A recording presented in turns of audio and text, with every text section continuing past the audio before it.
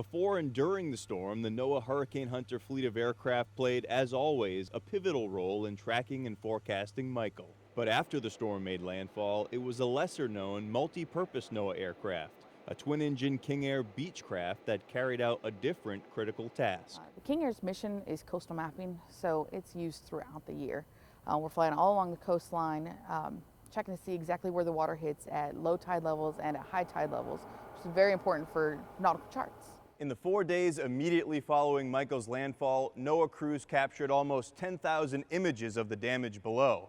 For some of the thousands of people displaced by the storm, these pictures were a first glimpse of the aftermath. Our emergency response missions are usually max duration. We want to be out there as long as possible, getting as much data as possible. The bird's eye view that the King Air provided was the only possible way for many survivors to check on their homes. The hardest thing I think for people is the not knowing.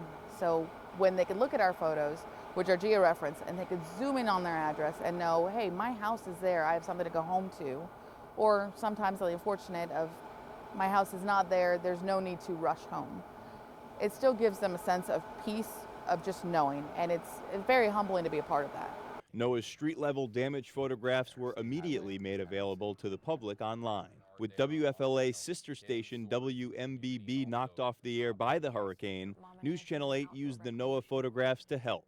We then took that aerial imagery and we were showing it to people on social media. Many of those impacted by Hurricane Michael found their way to our WFLA live stream, searching for any information on the condition of their homes and communities. People who had left to go to a neighboring state, they could punch in their address and we would look it up live on the stream. And I remember as we were looking up all the different areas, we were shocked, viewers were shocked. It was intense. The pictures even proved to be life-saving.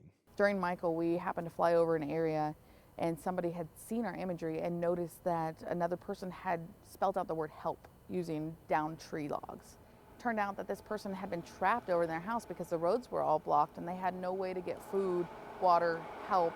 But our high-resolution cameras were able to capture that, and fortunately, another citizen happened to be zooming in on our photos and saw that, and were able to get the people the help that they needed.